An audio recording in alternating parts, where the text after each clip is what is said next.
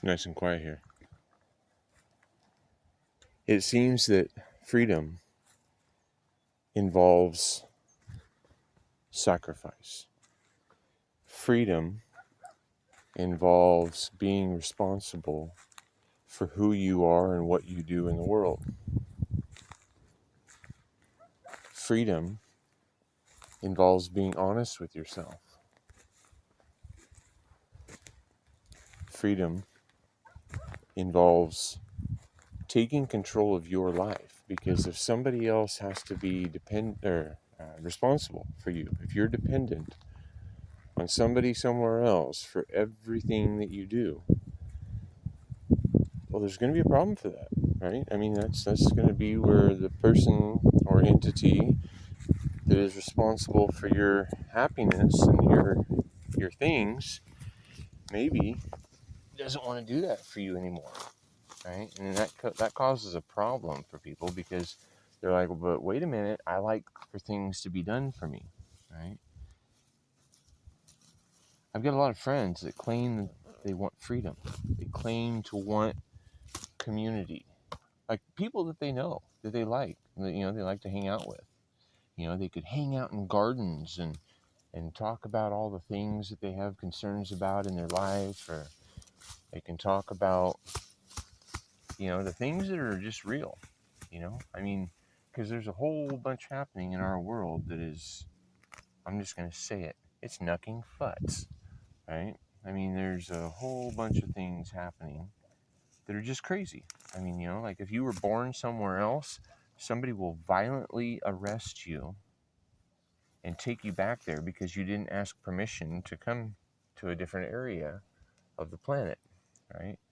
Now, I can see if you're going somewhere to cause trouble and cause harm, because people should be held accountable for their actions, right? And when we start taking control of ourselves, well, and nobody else has to be responsible for us, well, who's to say that you can't be where you want to be? Because that should be a human right. Now, I don't think that people should be stolen from, and really, the more you learn, the more you realize that everything that's happening right now is happening of people's consent, right? It's by the consent of the governed. But people are complaining about rent prices going up, and oh my God, I'm not going to be able to afford shelter. And then that makes them get into a place of fear, right? Because in this place of fear, we, there's lack. There's, oh my God, what's going to happen if my needs aren't being met, right? What if the program that's paying for my rent right now stops paying for my rent for any reason? I mean, what if I fail an inspection? I have a guest over that causes a problem that I didn't think they would have created, right? Okay, so these are little onions, and I want more of those, so I'm going to put those right back in the ground, because, oops, I got a little crazy with my my removing of the weeds, the things that I don't want to see, the things that, I mean, like my garden right here, this is up for me to choose how I want to support it, right? I mean, because this is what I'm putting my energy to. And if I don't dictate what's in my garden, a bunch of weeds will grow in my garden, right? And some weeds are real beneficial. I mean, because, not all weeds are bad. But do we want just grass growing that I can feed a goat with or something, right? Or I can build a compost tea out of, or a compost generator. Or do I or do I want things that I like a little bit more? I mean, there's things that we can grow in the world that we live in that we enjoy more than just grass.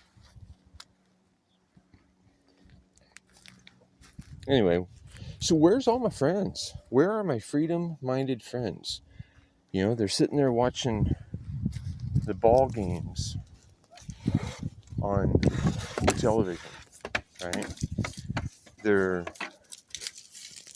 wondering why they don't get a raise at work when their employer obviously wants to just have another vacation home. I mean, duh. I mean, you're there to make them money. And if you cost them more money, then they're not making as much money. And that doesn't work. Because I mean, the idea with being in business is to make more, right? I mean, I had it all wrong. I mean, I was in business for 9 years, and I thought by providing a service, I was doing a good thing. But me trying to be everybody's Superman, holy shit, man, that's tough on a guy. And so it was really stressful, because I mean, I am running all over town in my big old box truck full of tools and parts and knowledge and the ability of taking your catastrophe and turning it into comfort again, right? Because people are like, oh my God, one of my toilets doesn't work. And they have 3 others, right? But that was my favorite. I've had people willing to pay $237 an hour to come and fix one of their toilets on a weekend. So that way they didn't have to take off from work. And, it was a big emergency though, so you charge them a premium, but the people that make money off of other people, it doesn't really bother them. I mean, because they make enough money.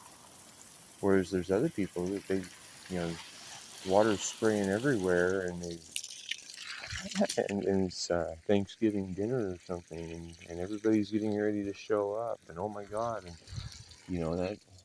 that's an emergency, but a lot of people can't even afford to take care of that kind of emergency. So what do we do? What do we do about this? The solution is that we do something.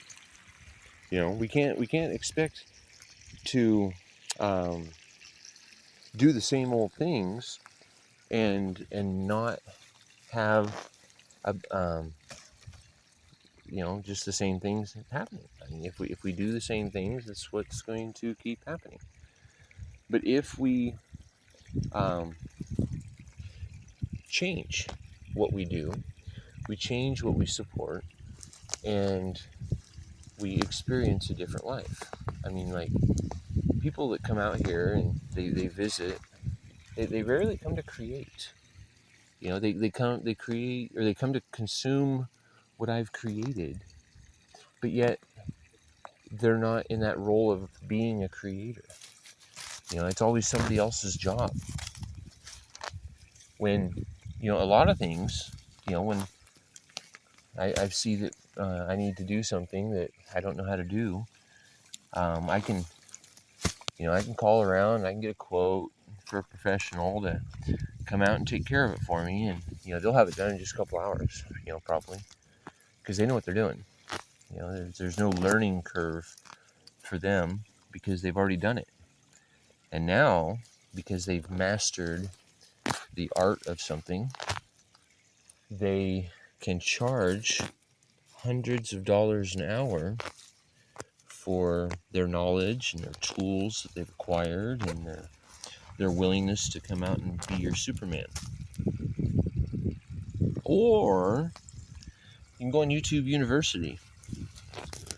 And if you go on YouTube University and you do it often enough, and with certain criteria being met, like you don't focus on how cute the cats are, right? I mean, because those are pretty fun to watch.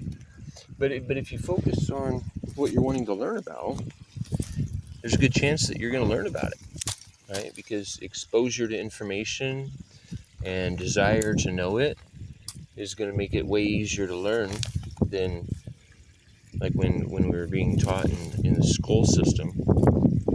Because I mean, there was a lot of things that I had no practical application for what I was being taught. But I was just told, nope, you just got to trust in your boss, trust in the authoritarian. Let's see, should we put that back on there? Can we see what this is? It doesn't even tell me. It's a fruit and nut tree, right? I guess I could look it up by a SKU number. Oh, there we are. Summer crisp pear dwarf. Cool. But yeah, so the things that I was being taught in school, I had no practical application for it. I didn't know how I was going to use it. And when I was asking the teacher, oh, just trust us. We know what we're doing. Well, the more I learned, the more I realized that they don't. You know, they're just getting a fat paycheck and 3 or 4 months off every year for their willingness to make us regurgitate information that they tell us. I mean, like really. I mean, I've never had to use algebra. It was a pain in the ass to learn. I remember I missed out on a lot of time that I'd have rather been doing other things because they were trying to force me to learn algebra. And I'm like, come on, I really don't care about this. And you haven't been able to tell me, what's so good about it that I need to give it my energy. So why am I giving it my energy? Right? And they just called me a troublemaker. I mean, because you're not just obeying. You're not just following along with what we've told you to do. I mean, but that's the thing, is a lot of people have been advertised to have an apartment, right? I mean, because, oh, look at this community. Oh, it's perfect. And there really isn't any, movies or sitcoms or things that I'm aware of that show us about nomadic living, right? I realize this video quality might be really shitty, so I'm sorry about that. But it is what it is, and I don't have the time or space to be, or desire, really, to be setting up tripods every time I'm trying to do something else, right? And if you don't like it, then you know where the X button is. All right. But the thing is the things that I'm doing in my life, I can see the benefit of it, because I mean there's been trees that I planted from a seed that are growing fruit, right? And when I've taken some of this fruit into town and shared it with my friends, they were like, "Oh my gosh, thank you so much." And they don't realize that, they're told that money doesn't grow on trees, but peaches do, and apricots do, and what else? Apples, cherries, anything you can imagine either grows on a plant or on a tree. And instead of paying many dollars at the grocery store for something that has ripened en route on a truck,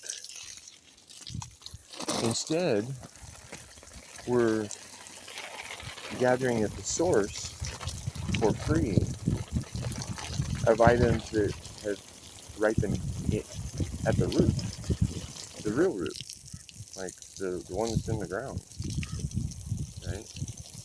Because that's what makes sense. You can watch another video I have. You can if you want to. It's called Food Fight with the Goats and Hunger is for Profit. And I get truckloads of food from, because they start to rot on the shelf before people can consume them. And when they rot on the shelf, well, they are disgusted by that, right? And so they have to be very, very, um, very quick as soon as something starts to show some decay, that they get it off the shelf. So anyway, that ends up in dumpsters if there isn't people like me that are willing to make better use of it. Because the store, they're just in it for profit. I mean, that's what shareholders want. They want profits. And if you can deliver them profits, then they like what you're doing, right? But it also has to align with the insurance companies, and it has to align with everything that happens with everybody involved in the process of um, ensuring your safety, right? But like when I hand you a peach, I can't guarantee you anything. I can't guarantee you there's not a little bug in there, or I can't guarantee you um, that the seed isn't going to grow a million more peaches, right? But I can guarantee you that it grew naturally, without any chemicals added to it, any unnatural chemicals. Nothing from the grocery store. Decomposed food maybe, but real fertilizer from a jar.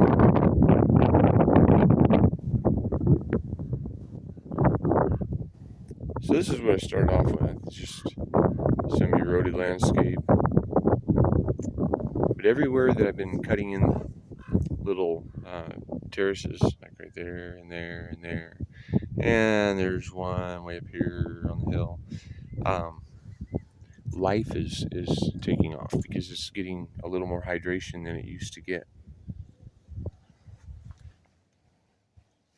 And stack rocks, lots and lots of rocks.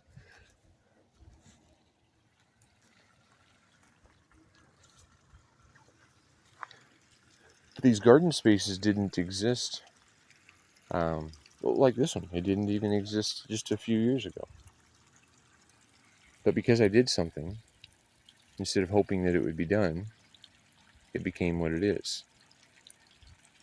And it's still not to the maturity that I'd like to see it, but we're in a pretty good direction. I mean, that's enough onions to satisfy me for all year long, I'm sure. I can harvest those um, and dry them, right? So I can add them to soups and salads or recipes. So anyway, if we want freedom, we got to do something. And if we keep doing the same old stuff, we're not going to see any change. And it's kind of crazy to think that we would, right?